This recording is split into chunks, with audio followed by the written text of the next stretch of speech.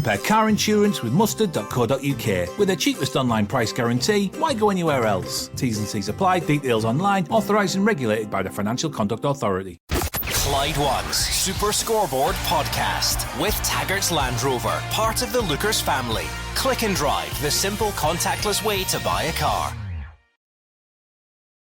0141 951 1025. It's time to talk football.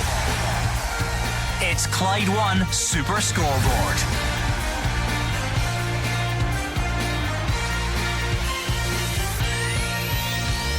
Good evening and welcome to Clyde One Super Scoreboard on yet another big night of European action. Hearts are underway against FC Zurich in their Europa League playoff. Rangers are getting over Tuesday's draw with PSV Eindhoven and turning their attentions back to league football. And could Robert Snodgrass be on his way to Motherwell? I'm Gordon Duncan. Joining me tonight is Gordon Dalziel and Mark Wilson. Well, we're never far away from a big game, it seems, at this early stage of the season. No sooner are we finished with the Rangers game on Tuesday and we're watching Hearts now against Zurich, and it's going to be a tough evening for Robbie Nielsen's side. They've started the season well, but this Zurich side were in the Champions League qualifiers and knocked out and dropped down to this stage. They will be a challenge, but they're not at Zurich's home ground, so they've every chance tonight, and fingers crossed to do it. Yeah, and I think Hearts will fancy this. The fact that Zurich, as Mark rightly said, they're not setting the heather on fire in the league, sitting 10th, 5 games played, Gordon, still to get a win. So if Hearts can go across here and get a real positive result, I think they will fancy it in a packed Tynecastle. And lovely to see you two guys have made it tonight. I was really disappointed. I thought the full show was going to be my own. I was rehearsing all the way into Barton Road. I was going to wait and maybe tell us a bit later on, and you've just landed us in it. So if the show is even more chaotic than normal, I need you all to know Gordon Dalziel almost had to host this show. Would have been amazing on his own. Mark Wilson and I were both at the same golf day at the Carrick, and there was a little bit of an issue with the traffic and we arrived at 5:45 for a 6 o'clock start. Now bear in mind, to put that into some context, pre-Covid when everything was normal, I used to arrive in this office at 4 o'clock for a 6 o'clock start. 5:45 is the latest ever that you could possibly even imagine getting away with. And I phoned him on the way down and I said, look, you might need to just open the show. Can you imagine? Can you imagine? I was practicing all the way down the back road. What were you doing? Give us a bit. No, come on. I'll give you it later. He was relishing his moment. He phoned me just after you and he says, I hope you're late. Now, what kind of attitude is that? Come on, give us a bit. Tell us how you were going to introduce the show. No, at all. Well, welcome to Thursday night Super Scoreboard. Unfortunately, Gordon Duncan, usually hosts the show, can't be here because of traffic duties. And traffic duties? Mark, hold on. He wasn't working at the traffic lights. Mark the Mushroom Wilson, unfortunately, has 2 cars in front of him. That's too long. So everybody's falling asleep. Everybody's asleep. Thank God you made it, Gordon. 01419511025. I never write out the number. That was my next gambit. 01419511025 or Twitter at Clyde SSB. Come on then, let's hear from you on the phones. And it really is up to you because it's not been a hugely busy day in itself. We're in an interesting situation where the Hearts game is on right now. It's just kicked off, so we can talk our way through that. Rangers fans, it was really busy on the phones last night. Loads of you wouldn't have got through. So if you've got any other thoughts on PSV Eindhoven, let's get them. Let's do that. Let's round them off. Celtic fans, what are you thinking? There's little bits and pieces, little transfer rumours, if you like, doing the rounds, but nothing concrete at the moment. So whatever is on your mind. What about Robert Snodgrass to Motherwell? Is that one that excites you, Motherwell fans, if it would happen? 01419511025. Get your calls in right now and we'll speak to you soon. Hearts making a substitution already, Gordon. That's blow. A blow. Massive. Big blow for Hearts early on. 6 minutes on the clock. FC Zurich 0, Hearts 0. I was about to read out the Hearts starting 11 and it's changed already because Craig Halkett, he's slid in to try and intercept a ball.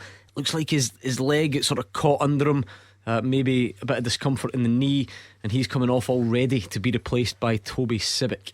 I'm not surprised at that because I think it was right. And the reason, just bear with me because I was nearly hosting.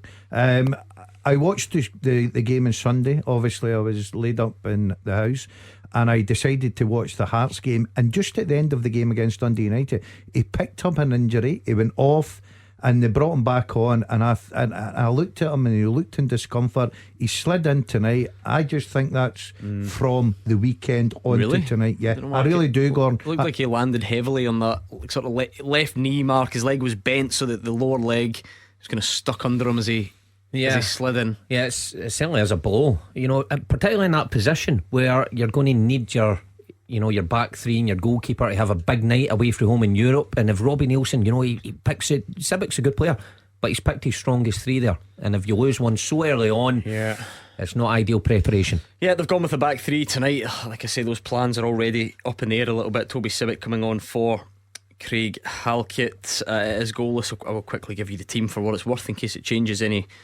anymore. Obviously Craig Gordon in goal. It was Halkett, Kingsley and Rowles at the back, with Atkinson and Cochrane the wing backs, Cammy Devlin, Peter Haring, George Grant, Lawrence Shankland and Barry Mackay the more attacking options there, and loads of familiar names on the bench, chief among them Andy Halliday, Alan Forrest, Gary Mackay Stephen, Liam Boyce, etc. A big bench in Europe. Massive night for Hearts. I've been excited about this game. Yeah, and I said they'll get into this with a bit of confidence. I done a bit of homework on them at the weekend there. I've got to say, the one guy that's impressing me massively with Hearts is Barry Mackay. He's your new favourite, isn't he? Yeah, he's honestly. No, seriously, I actually teased this on last night's show. He has opened up a space. He's got his set amount of favourites. Yeah. Scott Arfield's still in there. Tom Rogic left, so there was a space. Mackay. And Barry Mackay has been nominated to take the space. Barry Mackay at this moment in time is one of the best players in Scottish football, and I'm not kidding you on me. Anything to do with you? Did you coach him? Yeah, I did. Yeah, and he's reaping the benefits now. But his passing range, his scoring goals, his touch, he's just improved as an all-round player. And I think it's just the fact that he went down south, he's come back up, he's found a club he feels very comfortable with, Gordon. He's got brilliant natural ability. I think the Hearts fans love watching this boy.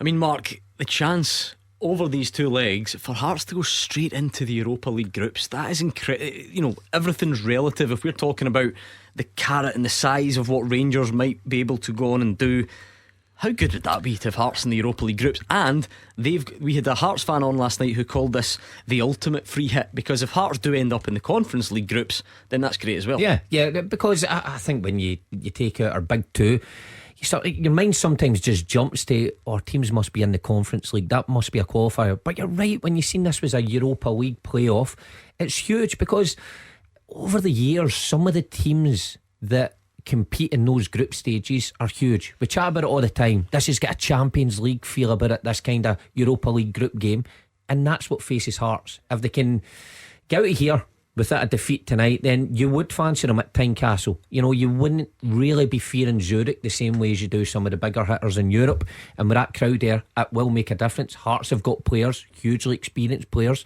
played at a high level, can deal with the pressure, and if they get to the group stages, financially as well, for Hearts, it's massive. But I'm sure the support will be desperate to sample some of the big European nights again at Tynecastle. Yeah, I totally agree with Mark. And the fact is, I said earlier, Gordon, if they can keep themselves in this tie, what like Tynecastle is, it'll be absolutely bouncing. Terrific atmosphere there. If they're still in the tie, I think Robbie Nielsen will fancy it big time. But tonight's so important. He's going up against a team that's not playing with a lot of confidence. I know what Mark's saying, they're a decent side, but they're not playing with a lot of confidence. They're sitting 10th in this league.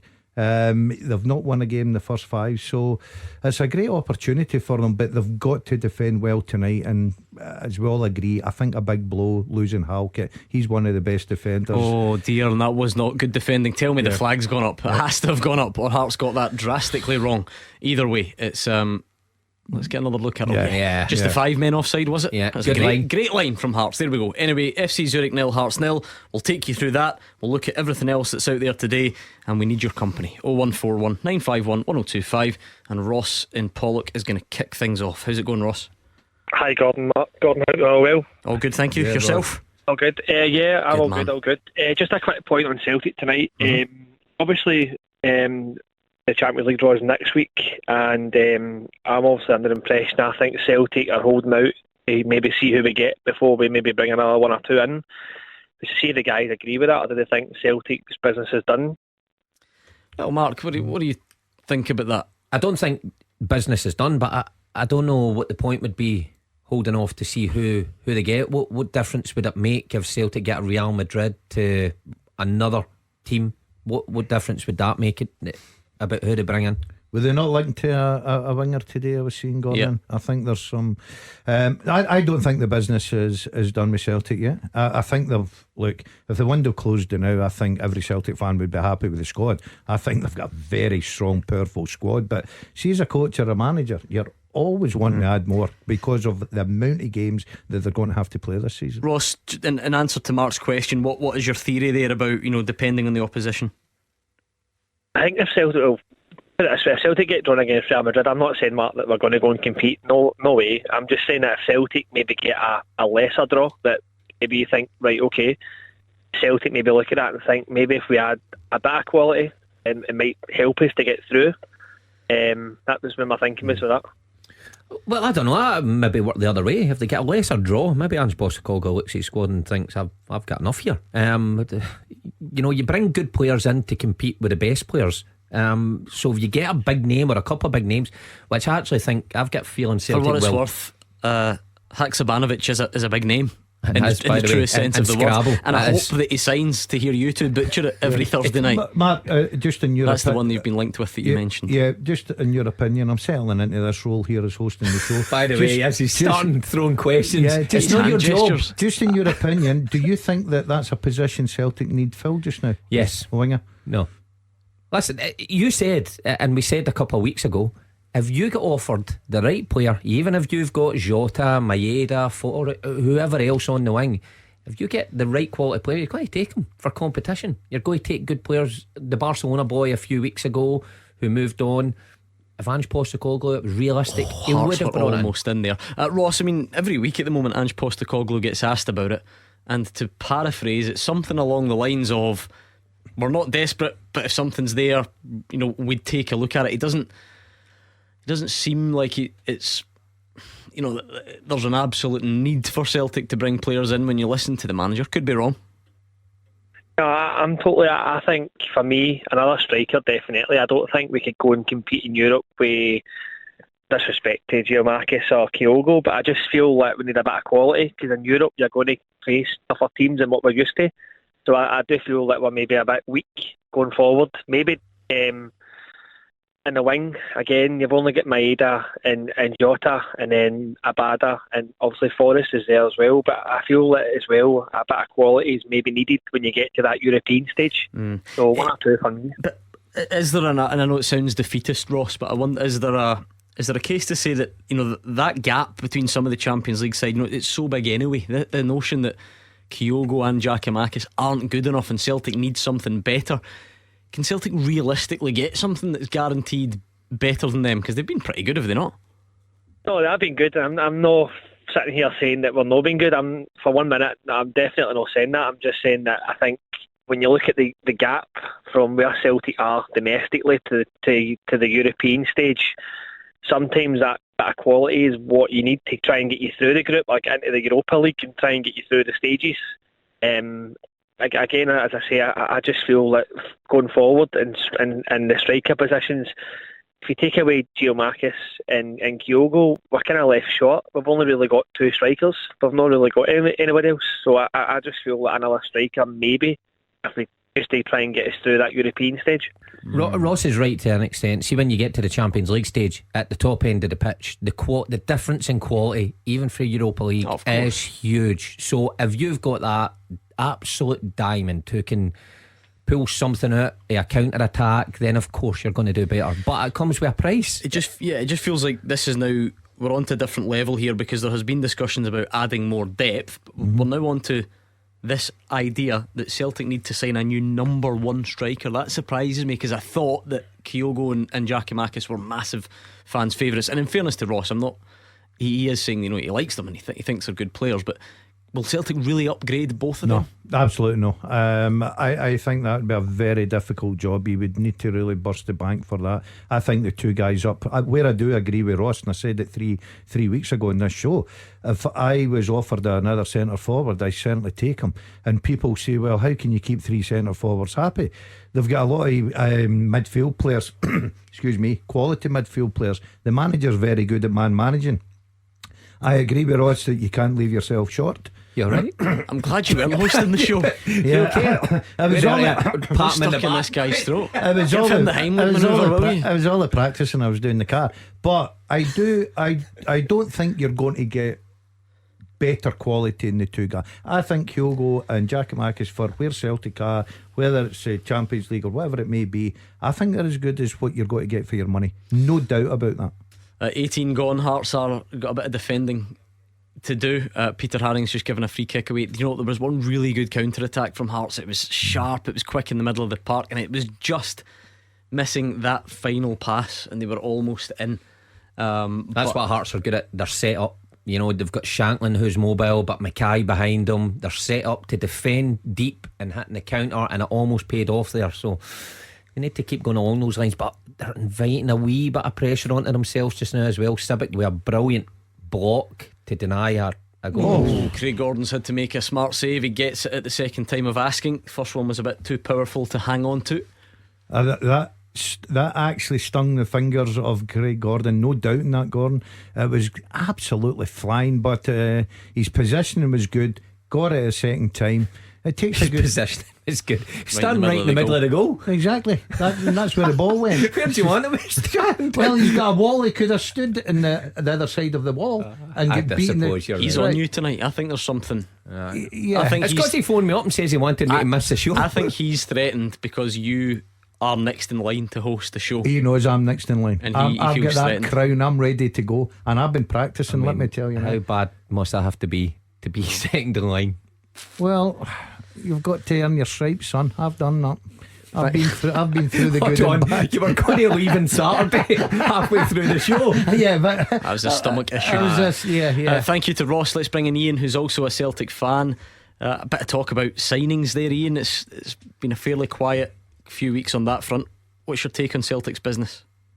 Yeah, I'm quite happy. It's good to see that we're still active and try to get deals over the line. So I was actually just phoning just to see what you guys thought of the. I think you pronounced his name Hakas Bansanovic. Sort of something along those lines, I think. But we'll be even worse at it, Ian. So Yeah. We're calling him the winger. I'll go Haksabanovic, I think. Haksabanovic. Unless I've typed it out wrong. From Ruben Kazan, yes, a winger. I think they spell at West Ham.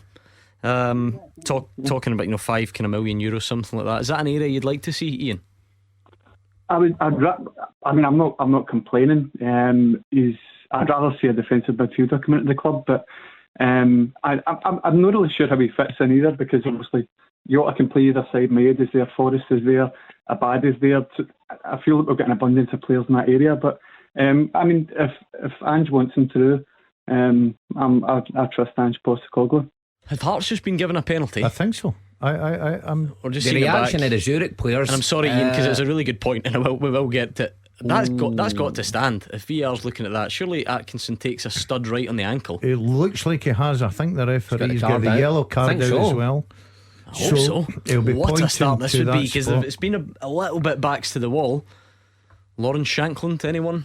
Liam Boyce? Who's got the responsibility? Is it Boyce that usually It's takes him? neither. It's George Grant.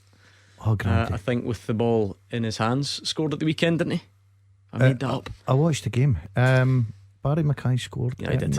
You stick with me. That's why I'm on this side of the desk. Yeah. I thought you were doing your homework. I was Can't watching remember who scored. tactically. I wasn't counting the goals. Right, it's taken a bit of a long time to take the penalty. I don't want to break away from it just yet. Ian does make some good points that we need to. Oh no, Shanklin. He's given it to Shanklin now. Past the parcel. He's handed the ball over. I don't know whether that was at Robbie Nielsen's request or whether Shanklin pulled rank or whatever the script was. Now Lawrence Shanklin's no stranger to big penalties. He scored at the weekend. Scored one for Scotland, didn't he, against Israel in our semi-final of the playoffs en route to the Euros. Yeah. I fancy him. I fancy him strongly, Gordon. This would be a terrific Keeper is massive. His head's nearly hitting the crossbar. He has to duck to get on the line. Here comes Lawrence Shankland, and it's a goal. Hearts lead 1-0 in Zurich. What a start that is. Great penalty, Lawrence Shankland. Apologies, Ian. What do you think of Ian's point, Mark? He would like a sort of defensive midfielder. He thinks in the wing wide areas there are options there. See, to be honest, I've been saying over the summer, defensive midfielder. If there's one position that I think Celtic should have went for, it was that. Someone, I keep saying it, someone to lighten the load from Callum McGregor. Now, Moy, people might have earmarked him as that, but I think you can quite clearly see isn't going to be that.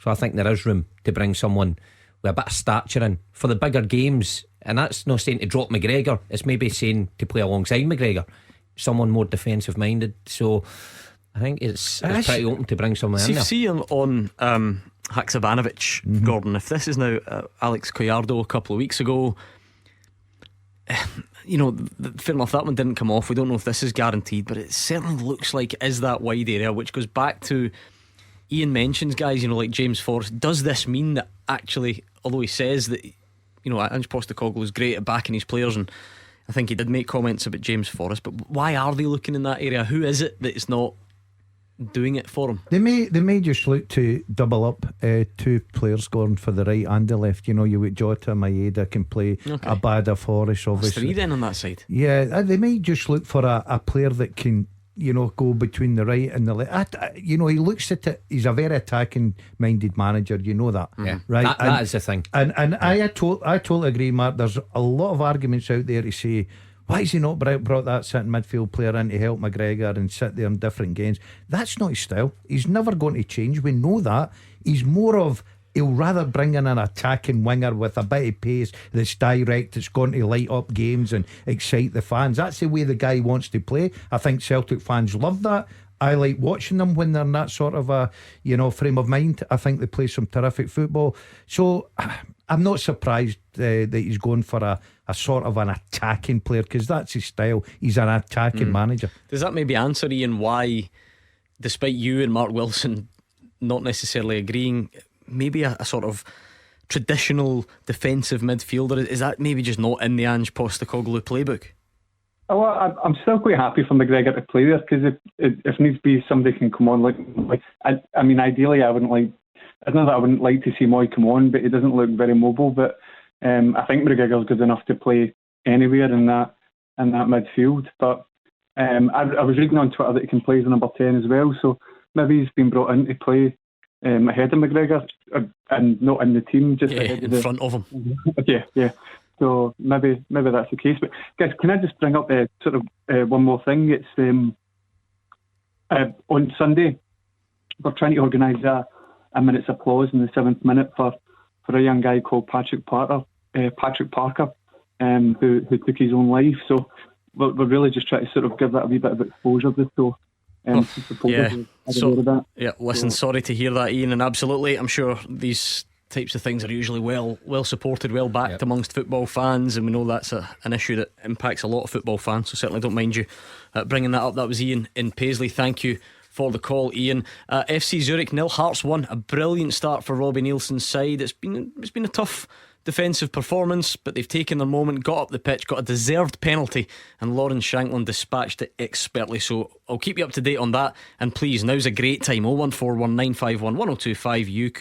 The Super Scoreboard podcast is sponsored by Taggart's Motor Group. Taggart's have Jaguar, Land Rover and Volvo showrooms across Glasgow and the West, so you can find the new or used approved car that's right for you. And as Taggart's are part of the Lookers family, one of the largest franchise dealer groups in the UK, you can browse thousands of nearly new and used vehicles in stock nationwide to find your perfect vehicle. They've also launched Click and Sell. It makes selling your car simple by using their trusted dealer network of over 150 sites. Why not give it a go today? See how much you could make on your old car. Taggart's have Land Rover showrooms in Motherwell, Darnley and the north of Glasgow, with their Jaguar and Volvo showrooms found in Hillington.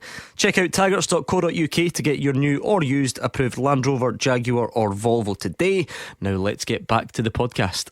Could be up next. You are the voice of Scottish football. Call 0141 951 1025. Clyde One Super Scoreboard. Mark Wilson and Gordon Dalziel are here. It's 01419511025, and it's a good night if you're a Hearts fan so far.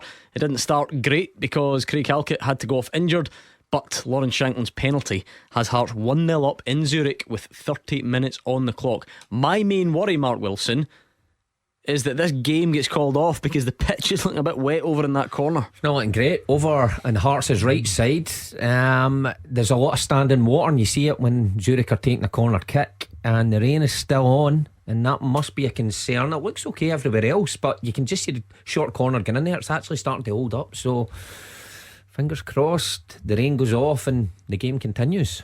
Because Hearts are actually, once they've went one up, they actually look better. The better side. They've had a few counter attacks that I think with a right pass Atkinson could have been in again, so they're looking good for it at the minute.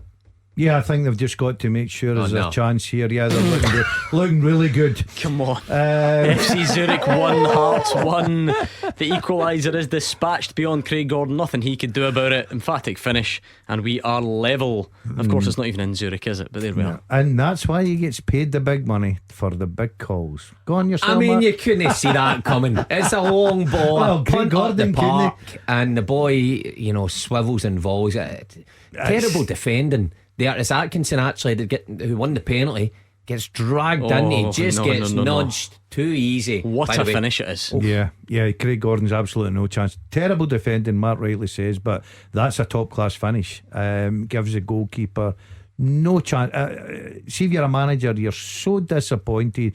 Long ball from the goalkeeper over the back here. That should never have been able to for a lad to get in behind, but they've went to sleep and they've been punished. No away goals, of course, so Hearts going to have to do it and try and go in front again if they can on the night. But you know what, they've had some nice moments. That's brilliant from George Grant, really nice footwork. Shankland had some nice moments a few moments ago as well. Let's keep an eye on that one at the same time as taking calls, which is never easy. We'll try our best. Graham's a Rangers fan from Easterhouse. What's on your mind tonight, Graham? Alright, just a couple of points about the game the other night. We're on about Sands playing at centre half. Why don't you give Big Leon King a wee shot at that? He's no much younger than Malik Tillman. Must be because he came from Bayern Munich. They should have given the boy a wee shot at that, I think. What was wrong with James Sands' performance the other night, Graham? No, but I'm just saying, if you're a young Scottish boy, you're not going to go to Rangers or Celtic, and it's just not even giving him a wee chance. Gordon, what do you think? Because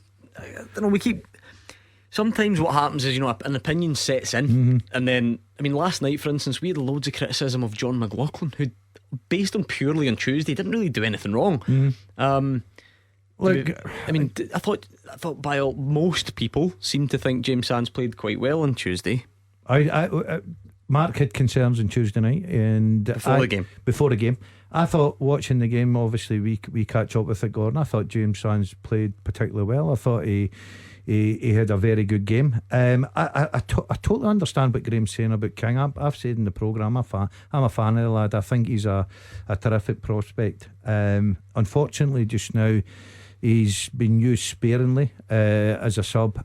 I think he needs to, at this stage of his career, get somewhere that he's got to get game time, get a bit of experience under his belt. I don't know if it's going to be at Rangers as Hearts are behind already, really making heavy weather of the defending now, and the ball falls across maybe 12 yards out, lashed high beyond Craig Gordon. Zimali with the finish. Was it Atkinson again? Mark sort of threw himself at the ball, didn't get there. Now we're hoping for rain. Yeah, tough evening. But I like King, but there's a lot of competition there, and there's a lot of good players, good quality players, and it looks like he's just going to be a squad player just now. Obviously the benefit he's got, Gordon, is he's training there, he's getting the best of training day in day out. He's training with very, very good players. He'll be learning on the training ground as well, working away with a very, very good coach and backroom staff. That's a plus. But for me, I think game time's so important for a boy. I think he's got to look now to say, I need to go somewhere, I'm going to get games. Broadly speaking, Mark, Graham's right. He's not much younger than Malik Tillman. something about a centre half, though, isn't there? It's just rarer to see 18-year-olds getting pitched in at centre half. And by the way, again, we're now talking as if Rangers really need it. I thought you thought James Sands was fine the other night. So does Gordon. Ben Davies won't be injured forever. John Souttar won't be injured forever. So yeah, listen, James Sands for me is a stopgap at the minute until those guys are back fit. If I was Leon King, I probably would be saying, when am I going to get my chance? The difficulty he's got is when you look at James Sands, he's a full international player. When it gets to these big games, managers will always look in that favourably. And the other night, you're right, did very little wrong, but he's never going to be a long-term fix for Rangers in that position. But he was fine the other night. Graham, overall, do you feel Rangers will still go and do the business over there? It'll be pretty difficult, but we were the first team to beat PSV in a European tie in their home ground, so we could do it again, I think. I like that bit of knowledge. I've no idea if it's true, but I'm sure Graham is a man of his word. Is this the one Bobby Russell scored the winner? Is that Graham? Russell scored and McLean scored. We've been doing 1-0 after about 30 seconds or something. Yeah, Bobby Russell scored a terrific goal. That's right. Yeah. Was it 3-2? 3-2? Am I right in saying that? Has Alan beat the punt tonight? I'm a fan. We were relying on you. I remember the goal. Amazing knowledge, right, for him. Because bear in mind, he couldn't remember who scored for Hearts, and he watched the game on Sunday. At the weekend, yeah. But he remembers that. Yeah, I know. That's amazing. Yeah, good on you. It's just what it's all about. It's research. I knew that Graham would probably bring that up tonight. Didn't know that PSV played Eindhoven and not Amsterdam. I was a bit unfair. I sort of thought that I'd drifted away. No, there was not a lot of people talking about that. I have taken a little bit of stick with it, but who cares? We'll get back to that, I'm sure. Thank you, Graham, in Easterhouse. Stuart is just along the road from Easterhouse. He's in the OC, California. How's it going, Stuart? Hey, gentlemen, thanks very much for taking my call. Pleasure. Appreciate it. I'm from the Orange County Rangers Club. I listen and I try to call in, just enjoy it. I need to get this James Sands thing put to bed. And by the way, not only did we were the first team to beat PSV Eindhoven, we were the first team ever to score 2 goals against them in that stadium. They scored after 16 seconds. We hadn't even finished our first beer yet, and we were doing 1-0, and then we put on the performance of our lives that night. Anyway, good knowledge. There's good knowledge everywhere. I like it. Right, what about James Sands? Okay, right, listen, let's just take the last game just to make it easy, right? 90 minutes, 88 passes completed, 88 attempts, all completed. Tackles, 14, 100% tackles. 7 out of 9 accurate long balls. The other 2 were played off and went for a tackle, commit a tackle. Ground duels, 100%. 6 balls retrieved from other mistakes, 2 interceptions, 3 clearances, and 0 dispossessed from anybody. Solid game from him. That's for the US national team statistics that I have a privilege of having access to.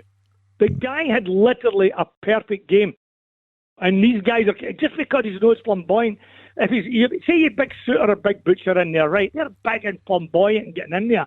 The guy has been trained to read a game like a book. Watch when Goldson moves, or watch when Tav cuts in, or Tom Lawrence pulls in for the left.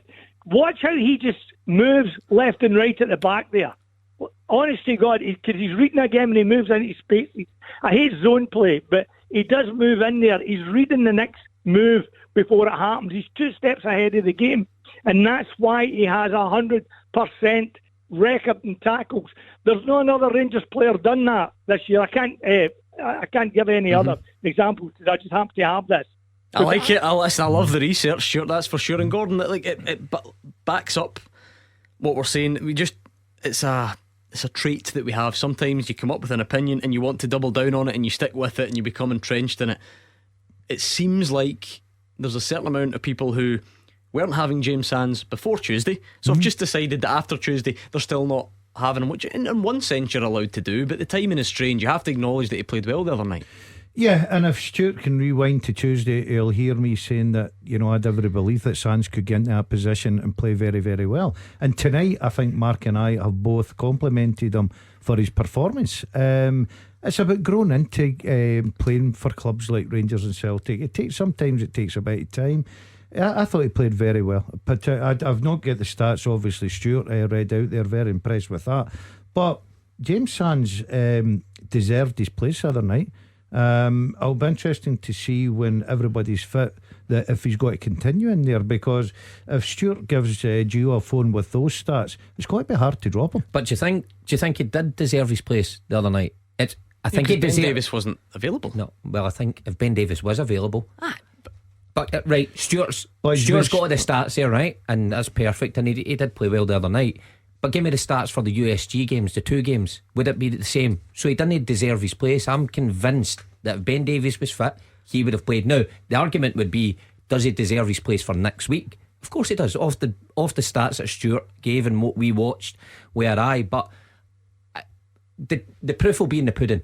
When Van Bronckhorst comes to these big games and he's got all his centre halves fit, he's not going to be number one. Yeah, but hold on. I'm not sure that. I think we've now shifted the goalposts in the debate, because I don't think anyone's saying that. All people are saying is Stuart's defending this notion that he was somehow the problem the other night, or that he is the problem. Not the other night, he wasn't. But leading into that game, I said on Tuesday night, I thought PSV would score.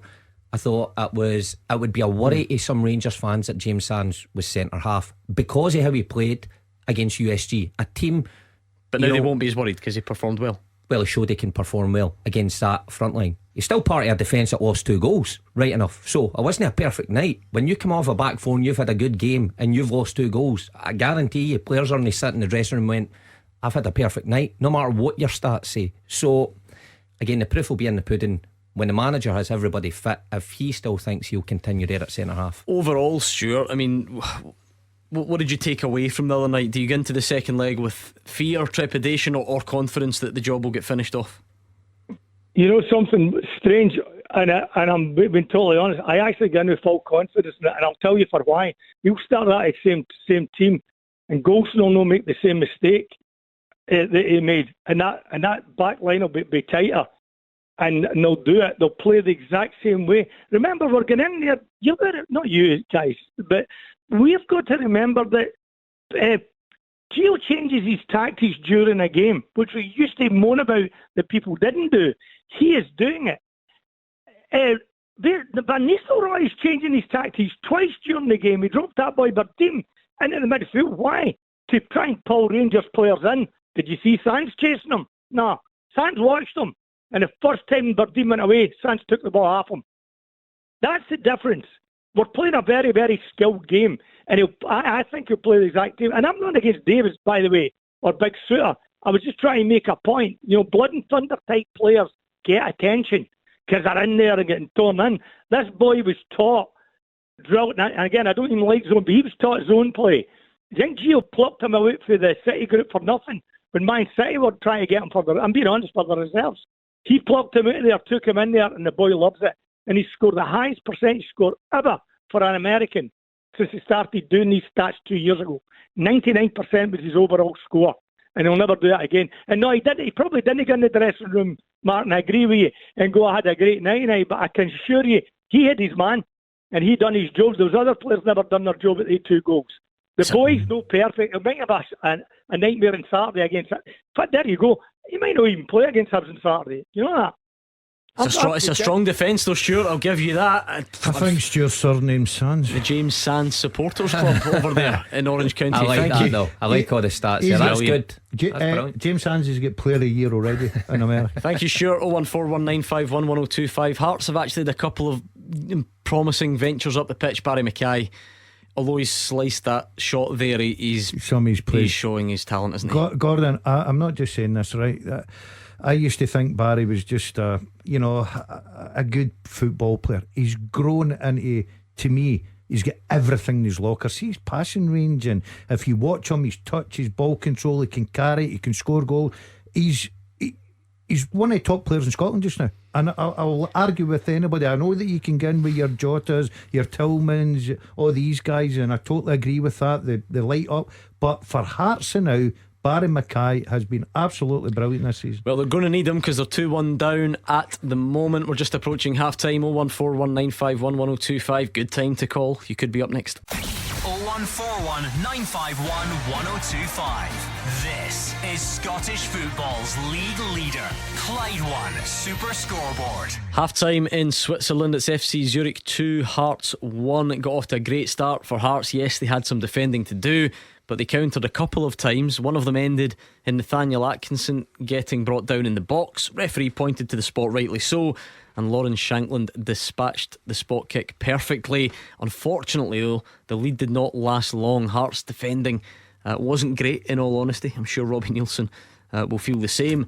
And Adrian Guerrero, 32 minutes on the clock when what a wonderful finish it was on the volley. Nathaniel Atkinson possibly could have done better, but the ball popped up. Guerrero swivelled and volleyed it beyond Craig Gordon. And a similarly emphatic finish just less than 2 minutes later from Zamali. That means at the break it's Zurich 2, Hearts 1. How would you sum that up, Mark? I feel a bit unfair for Hearts. I know Zurich had a lot of the ball and they put them under a wee bit of pressure, but I thought when Hearts scored, like I'd rightly said, they grew in confidence and they looked better for it. And I thought there was a couple of times that they broke on Zurich, and if they picked the right pass, I think Haring took a couple of touches too many. They could have been in again. I think Mackay and Shankland have looked lively, but they are the creators of their own downfall in that first half, because Atkinson, who won the penalty, is at fault badly for the equaliser, and then for the second goal again he tries to get his head on the ball at the back post, totally misjudges it, and Hearts find themselves behind. I think Robbie Neilson won't be too disappointed with how his team's actually played and overall play. Disappointed at how easy the goals were against him, but they are certainly still in this tie. I think they'll still create chances, and I think they could get another goal tonight. I'd be a bit concerned, Mark, not in the middle to front. The defence, for me, when Halkett went off, the defence has been ropey. If you're going to defend like that in European nights, teams will punish you. Of that there's no doubt, and that's what's happened to Hearts tonight. As you rightly said, got off to a great start. Shankland, very good penalty indeed, very composed, sticks it by the goalkeeper, gives him such a lift. But if you're getting beat with just long balls over the top and, you know, exposing your goalkeeper and all of a sudden losing goals, if you defend like that, this tie could be away from them tonight. I'm sure Robbie Neilson will be saying, look, we have got to make sure our concentration is right, especially at the back. We've got to defend, because if this team comes out and gets an early goal, this game could be away from Hearts before they even return to Tynecastle. Yeah, some good stuff for Hearts, but really poor defending, and they do trail 2-1 at the break, so we'll keep an eye on what happens. This game should be finished before we go off air, so we'll know for sure the outcome. Let's go back to the phones. We'll bring in Mark in Paisley. How's it going, Mark? Hi Gordon, how are you? Yeah, all good, thank you. What have you got for us tonight? Well, I'm a PSV Amsterdam fan, so are you okay, Mark? No, I'm kidding on. I was just phoning up about my Matt O'Reilly. What about him? Mark backtracked there, didn't he? I think he was scared of you there. I know, Mark knew what was happening. You're so intimidating, yeah, as well. I was down that area. Where is it he's from? Paisley. I was doing that Paisley area. You wouldn't last a minute in Paisley. Well, just looking for a wee Mark. Mark's about 6'5". Nice, a wee guy, you can tell he's anyway, Mark, what about Matt O'Reilly? A wee guy. Matt, I thought that I think that Matt O'Reilly's the best player in Scottish football at the moment. I think that I watched him at the weekend, and he's just got that sort of Rogic-esque like skill, spatial awareness. He's able to just he picks up the ball in these places. He's able to pin passes that other players do not see. And that pitch isn't great. And he's like a ballerina at times. So better than Jota? I think that they're different players. I think that they both have their qualities. Like, I love Jota. But I think that O'Reilly he's graceful. He's able to just receive the ball. We can see a pass that other players don't see. However, also I would say that that ball that Greg Taylor played for the Kyoga goal was absolutely outstanding. Yeah, Mark, I just thought I'd see because obviously Jota's getting the headline, so I wonder how Mark as a Celtic fan felt. And don't get Gordon started on Barry Mackay or whoever else is out there, Malik Tillman, who've had good starts to the season. But it's Matt O'Reilly that's catching Mark in Paisley's eye. Well, it deserves a mention because he is an outstanding footballer. Ever since he came to the club, he really hit the ground running. I think with the departure of Rogic, the Celtic fans were slightly more at ease than they would have been if Rogic had went and you didn't have a replacement like O'Reilly. Then there would have been question marks, I guess, about letting Rogic go. He's a player that I think most people like to watch, just the way he moves.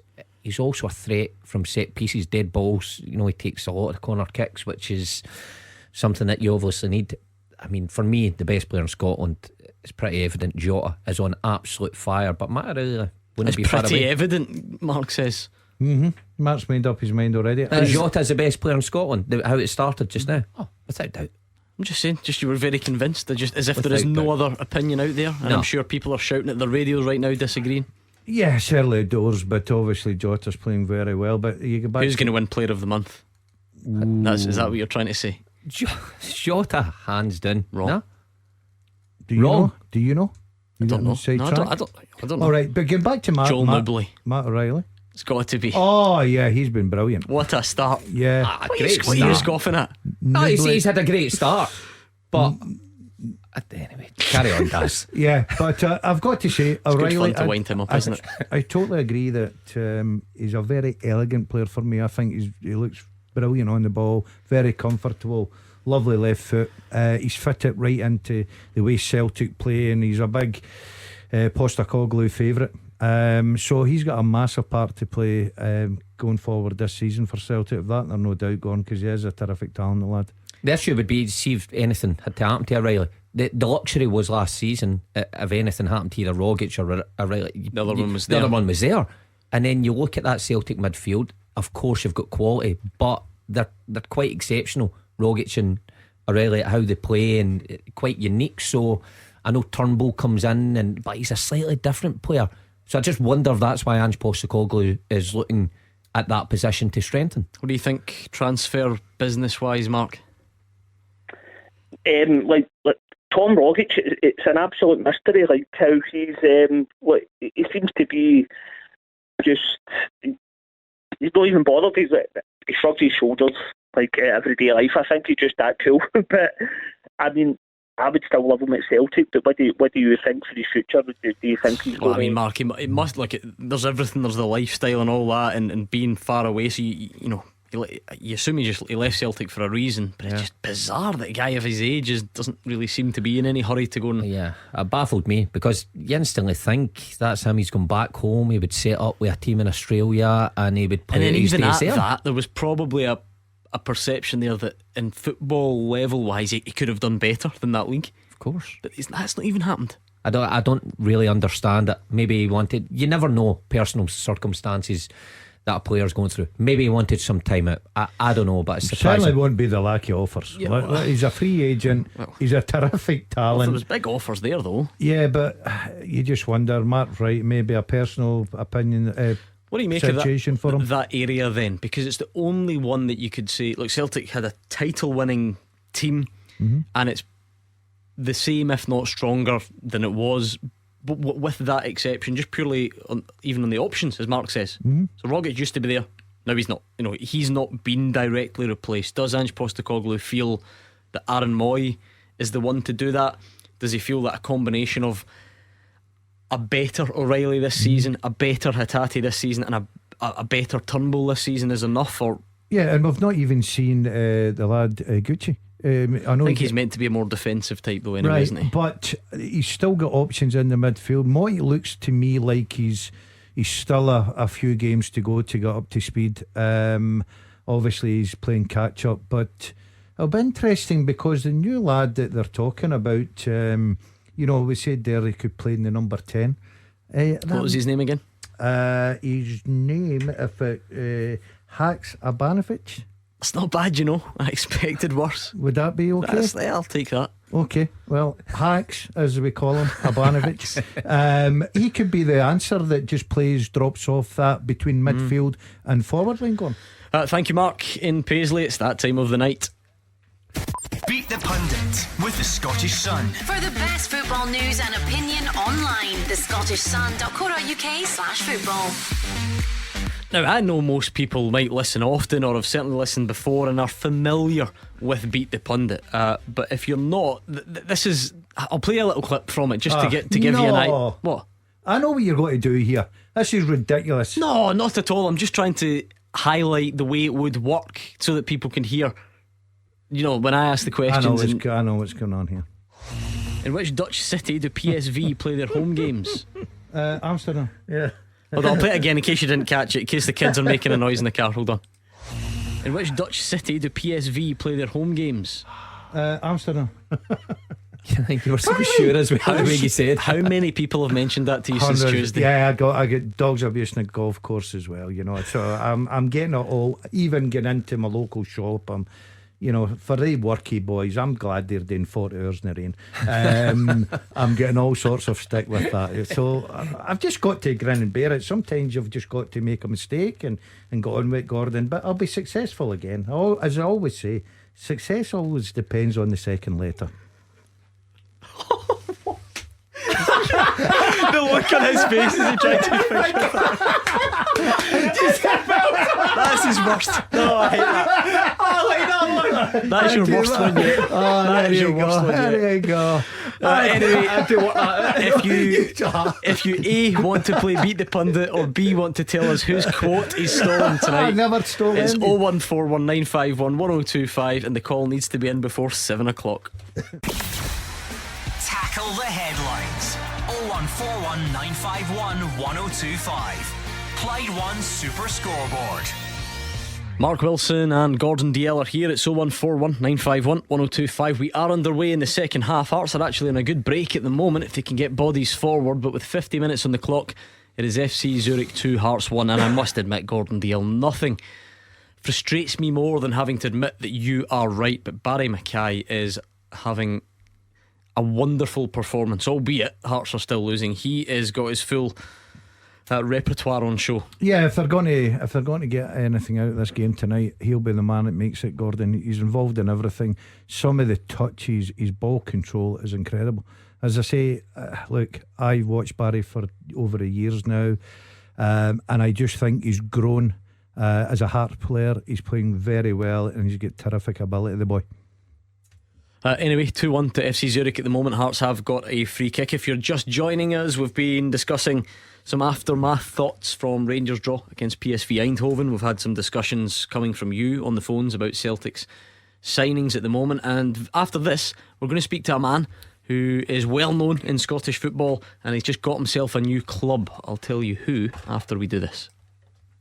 Beat the Pundit with the Scottish Sun. For the best football news and opinion online, thescottishsun.co.uk/football. What a week it's been on Beat the Pundit. What a week. We had Andy Halliday's second ever defeat on Monday night.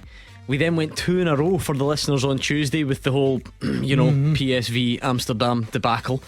And then last night Marvin Bartley got the respectability back, and you can imagine how excited he was. He's quite an excitable guy. He was shadowboxing around the studio. He was making a lot of noise. He was happy. He was happy. So let's see what we've got tonight. Graham in Baillieston is on the line. How's it going, Graham? How you doing? You alright, Graham? I'm fine, how are you? Yeah, not bad. Now, Graham, we've actually started something new on the show tonight. We're going to do almost like it's like a vetting process just to see if people are up to scratch. Could you just tell me, to make sure that you can go ahead and play tonight, which city do PSV play their home games in?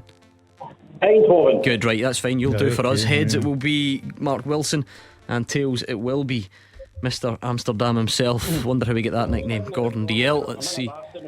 You're what? Sorry? I'm in a bath now. In the bath? And I was thinking about Gordon when I was washing my nose.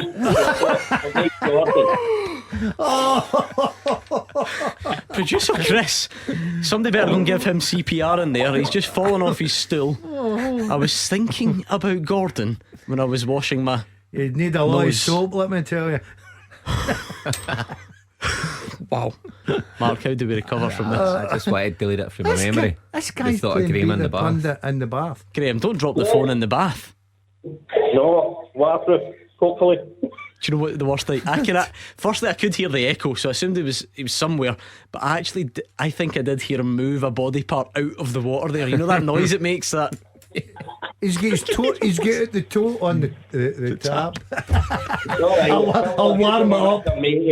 Producer Chris, have we ever had a contestant from in the bath before? We've had one in a sunbed, remember that? Yeah, I remember you that. can Aye. hear the noise in the background. Graham, you're the first contestant ever from the bath. How does it make you feel? Wet. That's how he's feeling. Keep him hanging on for about half an hour. His fingers are not freezing. Alright, anyway, heads it's Mark Wilson, tails it's Gordon Dalziel to face Graham in the bath. See this show? Oh my. It's weird place. Let's see how we go. It's heads. I don't know who you'd rather think about in the bath, but it's Mark Wilson that is it you've me? got. It is, I'm afraid. So let's give you some Clyde 2 to listen to whilst we get back to the bath man in Baillieston. The Baillieston bath man, we'll call him. Graham, 30 seconds, answer as many as you can. Pass if you don't know. Don't drop your phone in the water, okay? Okay. Let's go. 30 seconds starts now. Which current Celtic player has scored the most goals for the club? Gio Marcus. In what year did Rangers last play in the Champions League group stages? 2012. Who was the first Scottish side that Johnny Hayes played for? St Mirren. Name any summer 2022 signing who scored on their league debut in Scotland. Pass. Kamar Roof plays for which international side? Jamaica. Okay. Mark Wilson, can you hear us? Yeah. He was splashing about like nobody's business in there. I don't know what he was up to. There are Are you bubbles ready? going everywhere. Same set of Can questions you to list you. a guy in the bath? You can't. This will be a new low. Are you ready? He's broken his earphones, hasn't he? Look at the state of this guy.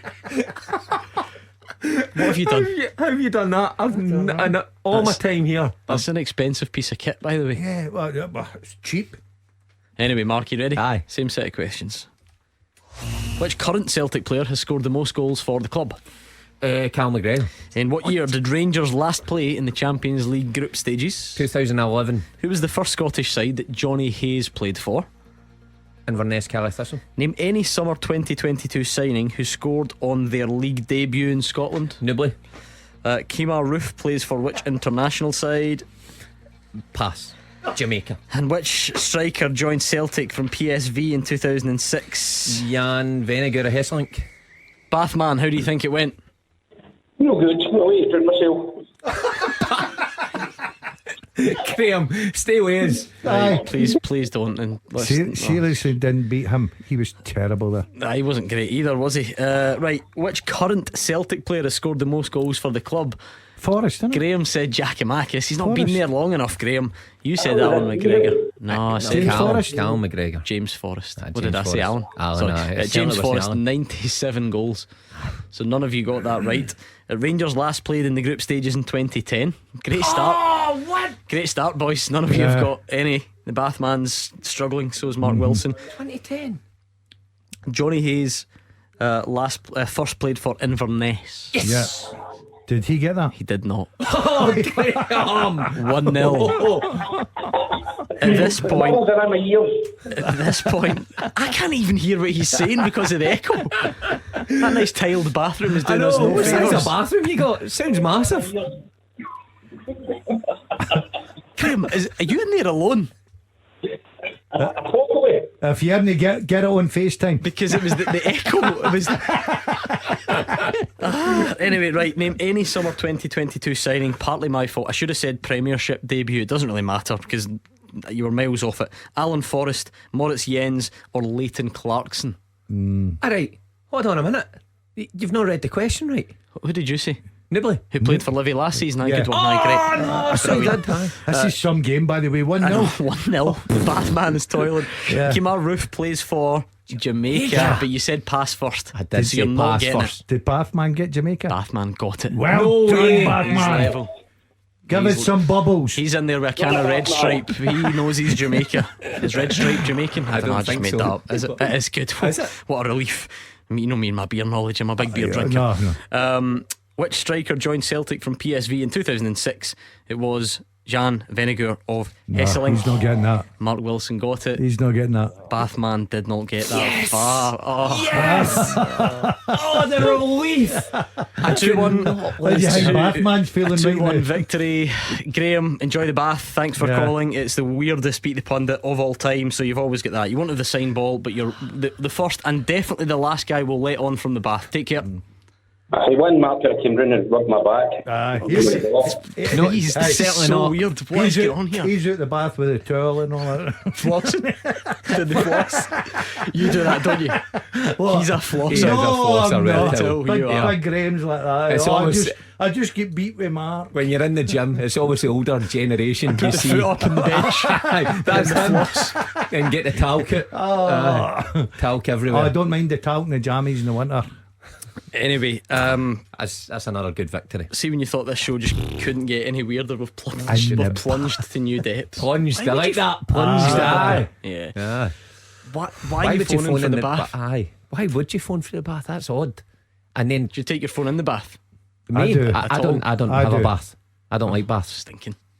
I do. I'd wash it other ways. All right, okay. A shower. I like it once a hump day. I like the Wednesday hump day. Yeah, In the bath. in the with bath. phone. Phone. Yeah, a phone's always at the side. Yeah. Right, I'm going sorry. phone in I am one sorry Wednesday about night. this. 01419511025. Hearts are still losing 2-1. Let's try and be serious for a minute. Peter Haring isn't a bit of baller with the ref. Free kick to Zurich, and it is still 2-1 to the home side. What an introduction for this man. He's got a new club. He's got a move. He was out of the game. He's a well-known name, and he's Scott Allen. And Scott, I'd love to bring you in different circumstances, but you're just going to have to follow a guy who's phoned in from the bath. I don't know how that makes you feel. I was just about to say that I was calling from the bath as well. No, don't do that to us, please don't. Dick Campbell's listening. I wonder if he's in the. No, let's not go there. Right, let's forget that. Swimming pool. He need Stop it. We're getting ourselves in trouble. Anyway, Scott, congratulations. You've got a new club. It is Arbroath. How does it feel to be back in the game, so to speak? Well, I obviously had a few options over the summer that maybe weren't for me, as I wanted to stay at home with my family and my young son, who my favourite thing now is taking him to play the game. So for me, going to Arbroath with a guy who I've known since I was a 18-year-old at Dundee United, and I've had a lot of time for Dick Campbell, and he's always on the phone, like saying when it comes to maybe your 30s, I'd be the guy I'd go and play for. So for me to get back with a guy that I know, and a good set of lads who done well last season, it's kind of ideal for me in all aspects of my life at the moment. Absolutely. I mean, because you obviously spoke about it at the weekend, and said it's been a tough time. You said you feel like there's an asterisk next to your name. In fact, I think the last time you were actually in the studio, you were opening up, coming to terms with what had happened with the heart condition and so on. How tough has it been the last couple of months? It's been tough for different points of view. Like for myself, I've managed to kind of, for the first time, have a disconnect with football and maybe see what matters most in life. I know that's a bit deep, but that's probably the best way I could see it. But then when the season kicks off, like there's nothing really you want to do than be on the pitch at 3 PM, So for me, it's a great opportunity to go and show that I can still do what I can do. Absolutely. The first summer, I think, in about 14 years that you've probably not had that, kind of traditional pre-season or attached to a club at that point. How is the fitness? What, are you ready to go and make an impact at Arbroath, or is that going to be a slower process? Well, listen, you can train yourself. The boys will tell you, Willow and that there, you can train yourself, train your own, do as much as you want running in the streets and all that kind of thing, but nothing quite hits like a match day. So it's going to take me a wee bit of time to get up to that speed, but I've been working really hard, so I think maybe sooner than people probably expect. I mean, maybe it's one of these cliches. I'll kind of go down that road anyway, Scott. People talk about, if someone is without a club, or if you felt there was an asterisk next to your name. I mean, do you feel like you've got something to prove, or is that not the way that you look at it? Nah, I think, see, for me now, I just want to go and enjoy the next couple of years, based on the fact of what I've kind of went through the last 2 years. If you'd have told me when they get the first cardiologist told me to retire that I could, in 2 years' time, I could still be playing in the Championship for Arbroath, I'd have bit your hand off. So for me, it's just about getting back on the pitch and doing something that I love doing. You've mentioned the Dick Campbell factor. How much of it was, boosted by that fairy tale that was so close to getting a happy ending last year for Arbroath? How much was that something you wanted to be a part of? Yeah, I know a lot of boys there, and obviously you get Dick Campbell, as everybody knows, a character, but you seen how they played last year. That everybody was waiting on them falling off and not being fit, the usual stuff you hear, like teams who are part-time, but I didn't see that. I think there's still a bit they can show this year as well, and hopefully I can add to that, and maybe get a few others in now as well. You know what we're like, cynical bunch up here. People probably look at that last year and go, they'll not do that again. I bet you that Campbell believes they can, and I'm sure you've bought into that as well. Oh, he absolutely does believe that. But that's just the way he is, and for me, I want to be part of something, being successful. I don't want to go somewhere and not do the best I can do. So for us, we'll be pushing for playoffs and see where it takes us. What's the phone call like when he tries to convince you? And what was his words of wisdom? Well, I hadn't answered a few of them for a while because I knew that he would convince me because I know him so well. But I think sometimes if you just get a good feeling about something, you got to go with it, and that's how I felt. Great to see him back involved, Mark. Brilliant, man. Outstanding player, Scott. And it's, I know what you're saying, pre-season might take you a bit of time to get up and running, but I mean, there's no doubt that Arbroath's getting a top player. You must be dying to get back out there and actually sample it. And what a great crowd up there as well, that we've seen it last season at times, welcoming players. They'll be excited to go along and see you. What's your Gayfield experience like, Scott? Are you prepared for how windy it is? You'll need to ask me that in a couple of weeks when the winter comes. Listen, the pitch is good. It's grass, and it's not one of the Arsenals. It's a grass pitch that you can get the ball down on. I've been up there. If it's windy, then you're better with it on the deck. So listen, it's going to be, some things might be different for me, but something I want to get my teeth into. Yeah, I mean, I don't know if you're giving the secrets away. The game plan, it's at home to Queen's Park this week. Is that too early? Is that something you're looking to be a part of, or? Yeah, I think I'd be part, be on the bench at least, and hopefully come on and get some minutes, because it's the only thing that's going to get me up to speed is getting minutes. Probably, I'd say it's too early to play from the start, and there's obviously boys there who have done full pre-season. I've done okay, so for me, it's just getting the minutes up in the next couple of weeks and seeing how quickly I can get to match sharpness. Right, Scott, we're all delighted for you. Great that you're back involved, and hopefully you'll come in and see us at some point soon. I will do. I appreciate that, guys. Thank you. Good man. That was Scott Allen, now Arbroath's Scott Allen. Gordon, what did you make of that news last night? Great for a lad to be back, and I think what's important for him, Gordon, is everybody knows the talent, don't they? Brilliant, but I'll tell you what's really important, what I think he mentioned there as well. When you get to that stage of your career, you want to enjoy your football, and he sounds a guy, I want to get back out there, enjoy my Saturday, look forward to it and whatever. He's going with the right man. He's a great character, Dick Campbell. Brilliant. I've listened to him throughout the years. I know Dick very, very well indeed. And if there's one guy he'll enjoy his football under, is Dick Campbell at Arbroath. And I wish Scott Allen all the very best. Is it wrong though when Scott Allen says, I don't want to get too deep? I thought he was talking about Graham's bath. I can't get out of my head. Seriously, I need a break. It's still FC Zurich 2, Hearts 1. Give us a call now. You could be up next. Taking your calls on Scottish football. 0141 951 1025. This is Clyde One Super Scoreboard. Mark Wilson and Gordon DL are here. It's 0141 951 1025 to get in touch on the phones. You can tweet at Clyde SSB as well. FC Zurich 2, Hearts 1, still the same scoreline. Hearts would take that back, wouldn't they? 100%. Zurich come out the traps in the second half, really went for Hearts, created a few good chances, but they've stood up to it, and there's still a bit to go. Last 20 plus minutes, Gordon, very important. Get that game, if they can get it back to Tynecastle, packed house here, great atmosphere. 2-1, that's doable, but I wouldn't like to see them lose an Argo. Big night in the Champions League as well, so we wish Glasgow City all the best. They're taking on Roma. We gave away tickets to that game a couple of nights ago. Thomas from Easterhouse won them, so hopefully Thomas, and it was family tickets, so hopefully go and enjoy their night and get a positive result. Of course, we heard about it on the news bulletin not so long ago as well. Rangers women up against Ferencvaros, so hopefully some positive results to report in the coming days on that one. You can phone us, you can tweet us. In fact, I've had a tweet in here, Mark Wilson, a complaint actually about you. That's not good. About me? What have I done? Yeah, it's a complaint because apparently you were a disgrace. You let your team down badly at the Sir Alex Ferguson golf day today.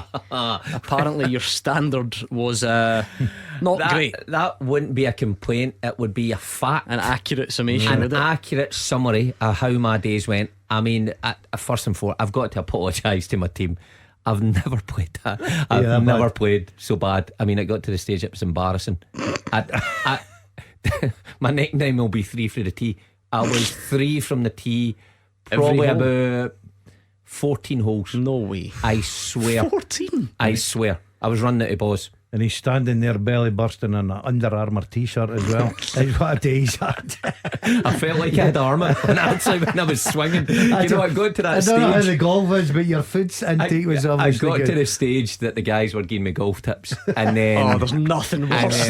They gave nothing up. worse. So, boys, I apologise. I don't think we won any prizes. But do you know what? I was there as well, and to be fair, I don't think I was much better. I don't think I was. The Sir Alex Ferguson Golf better. Classic, and the folks asked for a shout out because they were big fans of the show. I got many shouts of "Where's DL?" He'll be getting. I wasn't a big enough celeb to You were go asked. To that. You were asked, and you didn't go. You didn't you're turn right. up. He wasn't big enough. He was asked though. He was asked. I would be a bit embarrassed to turn up and call myself a celeb like you He's two not guys. as big as us, Gordon. You know. I'm not as big as you now. Listen, I'm wearing a big baggy top on. How many X's has that got in the label? That's the biggest H I've ever seen in Under Armour. Do you want to know the worst of it? Do you want to know the sexy that? It's not an H. It's just an Under Armour symbol. I know, but it looks like. Do you know the worst of it? So at one point, my group were teeing off, hooked it left. Not great. I mean, not totally horrific. Luckily, not as bad as the rest of my team, but pretty poor. And next thing, who's behind us, just sitting watching in the buggy? Alex. Sir Alex himself, right? So he decides to. He wasn't playing; he was in the buggy. So he decides to just follow us up the fairway. You're in the presence of absolute greatness. Yep. But I felt for the boys in my team because someone else then put another ball down, shanked it out of the trees. Sir Alex is just sitting there. But you know that way, as soon as he speaks, you're just like anything he says. Yeah. He was talking about Diego Forlan, remember him? Yeah. Said he came over, had never played golf in his life, but apparently was a very good tennis player.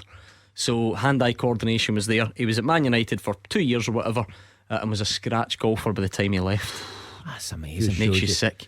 And I said, I thought, not usually lost for words, but you're thinking, what do you say to Sir Alex? I said, did you let the players play golf, or was there a certain point in the week I fined them if they were playing? He said, and he said one time he caught Teddy Sheringham playing, and he said, "Oh, Teddy," he was physically caught him. He was there. Week's wages. He took a week's wages off for playing golf. Yeah, that was a dear round. Yeah, it certainly was. Were you speaking to Sir Alex? Did he recognise you? Oh, he says, I remember you. I remember you well from He's sitting in the office, asked him the same question. He went, "No, I didn't even know."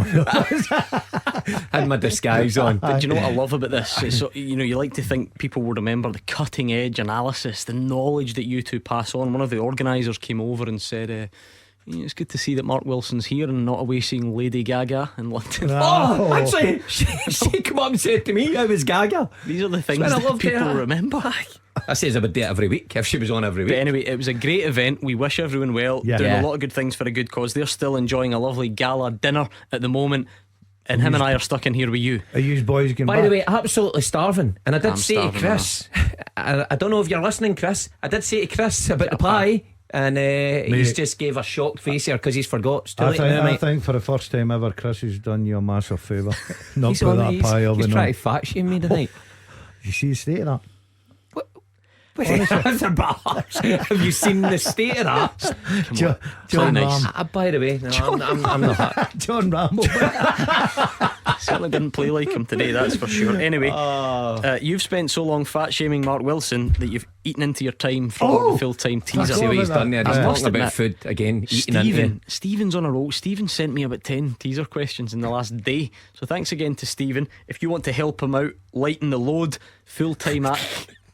By the way, is he doing this on purpose? He's mentioned roll, lighten the load, and eating into the time. Full-time at Clyde1.com. Send the questions in. Stephen's done it tonight. From the current teams in the SPFL Premiership, for some reason it doesn't include Celtic or Ross County. I guess they're not applicable. Who's the most recent signing Rangers have made from each club? I love that. So from the current teams in the Premiership, it doesn't include Celtic and Ross County. They're not applicable. Who's the most recent signing Rangers have made from each club? Brilliant. Well, can I get back to Hasty with Motherwell? Have they signed them since Hasty Motherwell? I don't know. Hasty. Hasty. Good shout. Yeah. Right. Okay. Yes, Jake Hasty from Motherwell, 2019. Yeah. Whoa. Tough question, isn't it? That's going to I be should have hard. saved this for Roger Hannah, I must admit. Yeah. I really should have. What was I thinking, giving this to you two? Oh, that is. What were you thinking? Where are you thinking? What do you want to go at? Alphabetically? Is that a good way to work your Ian way Black through? From Hearts. No. No, there's a better one. Much more recently. Suter. That sums my day up. That. Aberdeen must be a very easy one. Why? Because you would know Aberdeen are get decent players to Rangers too. No Foster, no Richard Foster. No, it's ages ago. Scott Wright. Scott Wright, well done. I'm back. Listen, you're not as daft as you look, although the remaining ones you've got are much more difficult. So we'll see how we get on. And please, full time at Clyde1.com to send your question in. Still Zurich 2, Hearts 1. Probably would take this. How good would it be if Hearts could get a second? It's St Johnstone. Who? O'Harlan? St Johnstone? Michael O'Halloran? Yeah. Yes, Daz. Right, leave it there. Paul's on the line. He's been hanging on for ages. Sorry, Paul, take it away. Hello guys. With the draw about to be made soon for Celtic and straight into the Champions League, I'm listening to some of the comments from a lot of Celtic supporters who are instantly thinking that the players that we've got are not good enough to compete in the Champions League. Now, I'm not saying that we're going to win the Champions League, or far from it, but I just think the pessimism sometimes is a bit hard going to listen to. Mark, when you were playing with Celtic and you played in the Champions League, I'm sure Gordon Strachan or Neil Lennon, part of their team talk wasn't, look, I know we're not good enough, but we'll get a goal. I mean, if you look at some of the players in comparison to the players that played when you say Celtic bet AC Milan, I think some of the players are every bit as good as the squad was then, if no better. And I just think if you get in negative, I mean, I'm sure Big Ange is getting negative, but I would just like, I think Celtic are due to come again a bit in Europe. Ajax done it a few years ago. We know superstars. So I would just like a wee bit of kind of, let's go and get a go and not be so pessimistic. Bang on, Paul. I mean, I would agree with you that the players just now are every bit as good, if not better, than the squads that I was involved in. Now, I played alongside some very good players at that, but when we went up against the teams AC Milan and Man United, there was a huge gulf, but there was a belief that came from the manager. I believe Ange Postecoglou will be the same. Everything he speaks about is positive, but the difference I can see at the minute from Celtic's campaign last season is we were very well drilled defensively in that period. We knew what we were up against and we were going to get tortoise red sometimes, but we were compact, we worked together, and then we nicked something the other side. Ange Postecoglou last year played a style that was open, expansive. So correct me if I'm wrong then, are you trying to say that the way Celtic will try to basically, if they can win games in the Champions League, it will be done by outplaying the opposition, but you felt you guys didn't necessarily need to outplay them to win the match? I don't think we think back. I don't think we outplayed anybody in the runs that we had, and we got to the team I'm talking about, the team I was in, got to the last 16 twice. Ange Postecoglou's belief, or up until this point, should I say, is that they can outplay teams by playing a certain style. Now, we touched on that last year when Celtic went out tournament after tournament. That was Postecoglou going to change his style this year? When you go to the Champions League, I think that is a fear for some Celtic fans. If they play that way, it'll be attractive to watch. But if you come up against the big guns, the real big hitters, then that is the worry. But there's no doubt about it, the team's good enough, the players are good enough to give anybody a game on their day. But I still believe that they have to be a wee bit smarter and more compact defensively to get anything. And this goes back to some people, and Mark's brought it up numerous amounts of times on the show, about the other midfield player, that other sitting midfield player. I just don't think that's Postecoglou's way. I totally understand that managers have different ways of playing, especially in Europe, as Mark said. They developed a system where they sat in, they tried to nick something, they tried to grind out results at times, and then at Celtic Park, and they went for it at certain moments with the players that they had. This guy just seems to go from the first whistle, and he believes in his players, he believes in the fast flowing football, he believes in the high press. It'll be interesting to see in the Champions League group stages this year, Gordon, if he just sort of tweaks it a little bit. Well, it's not going to though, is he? No, I don't think just a small tweak. He can always do that. Yeah, course, whether he decides to press in a different area of the pitch rather than high up, maybe drop off and then press and at the halfway line or whatever. He may tweak one or two, but he will certainly never change the way he plays football. No chance. I just remembered the caller last night. I don't know if you heard him, who phoned and he said, I can't wait for the Champions League draw tomorrow. But it's next week, so I hope he's or Friday. I hope he's not sitting waiting. See, Daz's point here, will never change. But even the best managers change. Even the top managers will change because they change what? Well, change. Shape. Sometimes change shape. But they don't change their style. The top managers rarely do that. No, don't change your style. No. But Celtic style, is wide open, expansive, fast football. Get the ball and play. If you're we keep saying about Real Madrid, right? Because they are the big draw. If you're playing Real Madrid, say you go 1-up, you get. Are you running honestly to keep the ball in play and to play as fast as you can? Even we've seen Postecoglou shout at Joe Hart to go and get the ball and things. Is he doing that? Of course, come on. Of course he's not. He's changing his style. He's changing his shape because he'll understand he's at the top level. I suppose that's still style to a point. It's game management as well, though, isn't it? Well, we saw last year when they went away from home and Celtic were winning away in Germany, and it didn't change then. He brought on substitutions, played his wingers wide and high, and what happened? They got punished. I wonder if he rethinks that. I agree with you. I love that he never wants to change his philosophy, and it's attractive to watch. But does he really want to go in and play wingers as high as he can? A midfielder and Callum McGregor sitting there exposed against some of the world's greats? I don't know if you get away with that. Thank you, Paul. 01419511025. Still Zurich 2, Hearts 1. Yes, Zurich have had chances, but I think, as the guys have said, you would have to imagine Robbie Neilson and those Hearts fans would take that. So the next 7 or 8 minutes is going to be critical. From the current teams in the SPFL Premiership, excluding Celtic and Ross County, they're not applicable.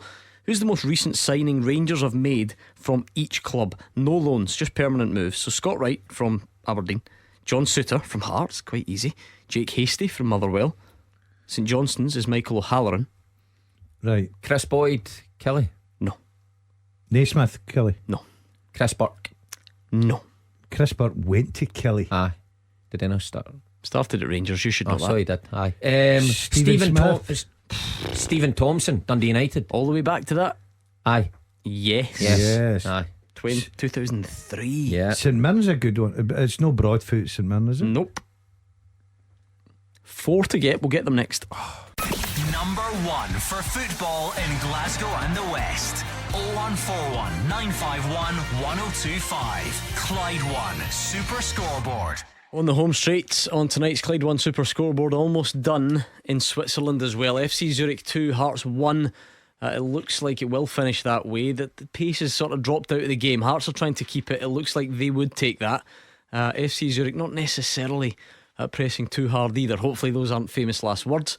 But yeah, it's got that feel about it, doesn't it? Take that, Gordon. I think that after going 2-1 down, the way the home team, well, they're not playing at home, but obviously Zurich come out in the second half, I thought it could be a real bad night for Hearts, but they've dug very deep. They'll be delighted to get this back to Tynecastle 2-1, no doubt in that. They will fancy their chances. I think no away goals now. It's one of these nights with hindsight you would like it to be reinstated. Yeah, you would. But I think Hearts, Daz is right with his assessment in the second half. Zurich start that second half should have added to the lead, but Hearts rode the storm, and 2-1's not a bad result. Right, we are on Twitter as well at Clyde SSB. I did say Mark Wilson earlier on we were lending our support to the Sir Alex Ferguson Golf Classic. Yes. At the Carrick up there at Loch Lomond. And I had a tweet in here from CMM who says, Gordon, did you ask Fergie why he blanked the Shugster? Now I don't know if you remember this at the weekend. Hugh Evans was telling us that him and Fergie used to be tight. They would exchange Christmas cards, and all of a sudden it just stopped and there was a big mysterious fallout. I need to be honest, bottled it. Did you? Bottled it, yeah. Sir Alex, good to talk to. He's very friendly. I just bottled it. I just didn't. I was wanting to I ask didn't him want about him, the Christmas I card didn't want as him well. to say anything nasty about Hugh, so I just thought, nah. You should have asked him. I know I should have. It'd been very pleasant. Listen, I don't mind admitting that. Yeah, do you know, I think that Sir Alex was brilliant. Obviously, he knew every club, every manager, every player.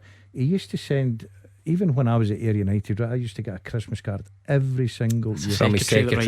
Exactly. It's one of those printed ones. Yeah, no, well, It it was was just just says, get not every really. manager on Scottish Not really, football 'cause it was, and write it. No, it was to Daz and family. Nonsense. It wasn't even my real Gordon, Sunday name, Daz. And I thought, Nonsense. me and him are tight. We're tight. There's no way. There's Absolute no way nonsense. he'll I even know called who him you are. Fergie.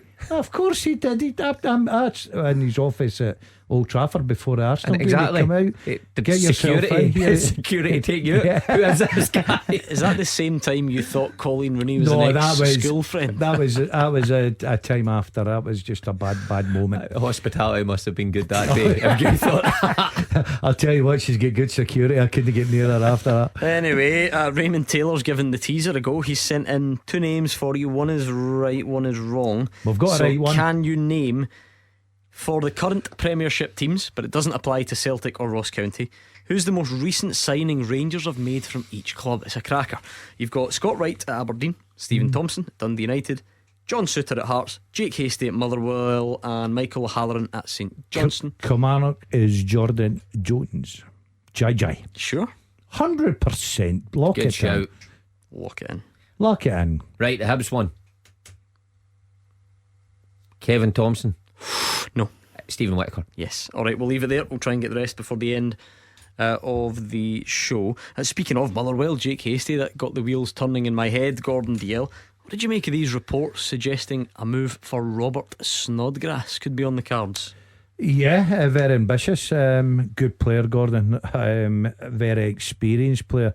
He might just be that midfield player that can come in and dominate things in the middle of the park. That'd be a real good one. I still think that if I was Stevie Hamill just now, I'd be looking at the defence. I think we can lose goals. And obviously left back with Carroll being out injured, so that's a position that needs to be filled, because I think the Stephen O'Donnell is the right back playing over at left back just now, and McGinn's playing the right hand side. It's good options, and I'm sure Stephen O'Donnell is experienced enough to play that, but I just feel they need a couple of defenders in there to tighten everything up. But listen, Snodgrass coming in, that'd be a big coup for him. I mean, we were chatting a few weeks ago. Daz is right about the defence, right? But a couple of weeks ago we were chatting about where's the goals going to come from, and where's the creativity. And now Spittle's come in. It's weird saying this because he scored 3 at the weekend. If you've got a chance to sign a guy like Snodgrass, who has that creativity, can add goals, who would be a good influence in that dressing room, a strong character. Well, I was going to say, I wonder if the character and the experience and the advice, is that every bit as appealing as the whatever it is, the creativity, the set pieces, the left foot? Yeah, of course. But if you can add the ability and the actual game time, that's what he's been brought for. But if you've got that experience and that, we all know the character of Robert Snodgrass, and he's very well liked in football, very funny guy. I think he is an ideal player for Stevie Hamill to add to that dressing room at this time. The thing is, Gordon, you just know it's going to need to be the right fit. If there's any sort of offer from the English Championship and even a lot of English League One, maybe financially Motherwell won't compete. So either there isn't any other offers, which you'd be surprised at, because I think there are, or it's maybe coming back up the road, or it's a nice fit, or it's somewhere he feels he can flourish and he can pass on that experience, and maybe that, I don't know, maybe even at that stage where you're looking at coaching routes and that sort of thing. I think just reading between the lines, and you rightly say, Gordon, there will be offers for him down south. More money, probably. Yes, I think we'd all agree on that. So if he does come to Motherwell, it is a case of maybe just want back up the road, the right fit, looking to get in and start his coaching career up here. It'll be a personal thing. It'll certainly not be financial, because obviously Motherwell can't compete with the Championship and the League Ones and even League Twos down there, pay massive money. It's incredible. So it'd be a great coup for Motherwell if they could persuade him to come, because he's still got a lot to offer. I thought there was a chance for Hearts to get in. The flag's gone up. Oh my, Giannelli. Josh Giannelli just on. Liam Boyce with the flick on, and I think that will be the end of it. I think it's going to be the last action of the game. I'd like to see that back, Mark, because if very tight, very, very tight. But I've got to say, moments before that, Hearts could have easily found themselves 3-1 behind.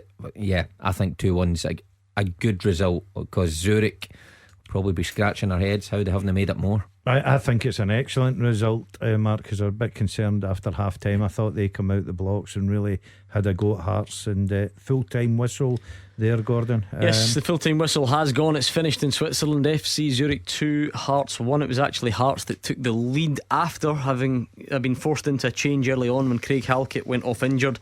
There was 22 minutes on the clock when Nathaniel Atkinson got his foot stood on in the box. Clear penalty, and very well put away by Lawrence Shankland into the bottom corner. The lead lasted 10 minutes. Adrian Guerrero on 32 minutes equalised with a wonderful volley over his shoulder.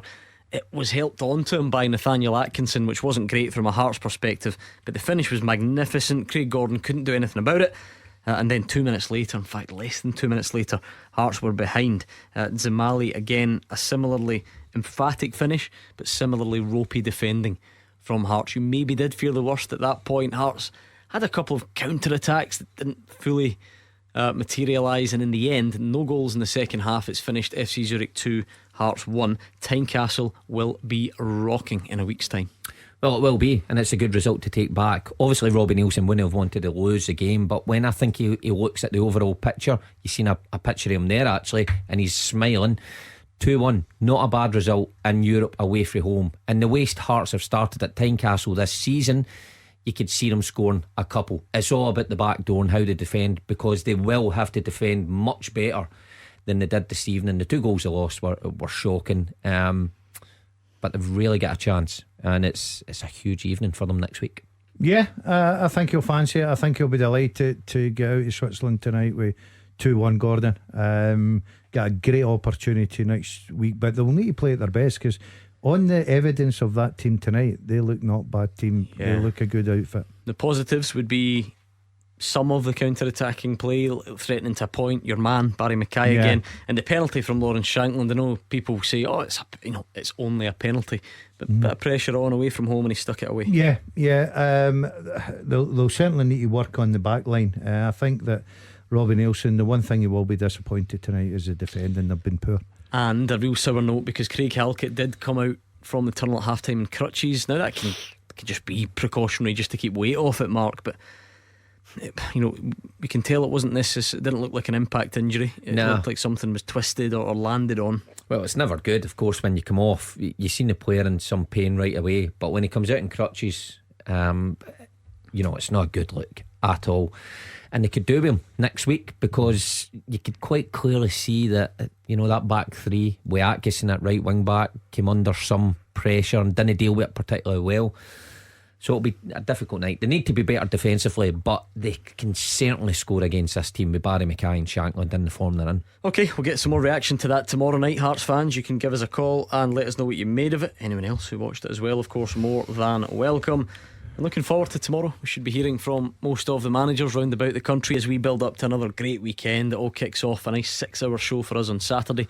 Hibs Rangers, 4 big games thereafter, and Hearts back from Switzerland to go to Celtic Park on Sunday. The only answers you've got left to give me are St Mirren and Livy. Can you name the last player Rangers signed from Livy and from St Mirren? Because you've got the rest. From Aberdeen, Scott Wright. Dundee United, Stephen Thompson. Hearts, John Souttar. Hibs, Stephen Whittaker. Kelly, Jordan Jones.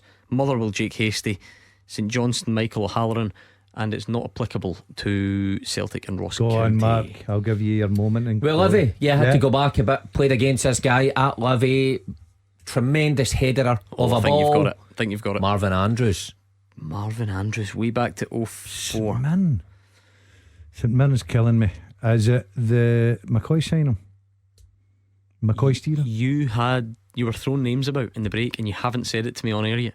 Broadfoot? No. It's not Charlie Broadfoot. Adam. It's not Kirk Broadfoot. Charlie, what? It's not Charlie Adam. Could have been. Oh, we've actually said this. No, I was just trying to tease you in because I knew Broadfoot was the one that you were really confident about. And it's not Kirk Broadfoot. It must be McCoy signing. Yeah. What's that? Why? I don't know. What does that mean? Because I'm very confident of this. I don't know the name, but I'm very confident. Fullback Andy Webster. No, he was Hearts. He was Hearts, wasn't he? Where did Kevin Kyle come from? No. Right, we're struggling with St Mirren really badly. Is it a left field one? Right out the. Actually play left field. He had a nice trajectory at that point. Did he not go to St Mirren from Cowdenbeath, then went to Rangers? Darren McGregor. I never get that. Yes. Well done, Gordon Dalziel, Mark Wilson. Thank you for joining us. A busy show. I mean, we had a guy phoning in from the bath. It's another weird night on Clyde One Super Scoreboard. But we are back tomorrow with Hugh Keevins and Kenny Miller. Looking forward to getting their reaction to that Hearts result and building up to the weekend. But they need you to do it. So take the number down if you're in any doubt. 01419511025. Call us tomorrow and we'll do our best to get you on. In the meantime, you would be as well staying right there, whether you're in the bath or not. Callum Gallagher is up next.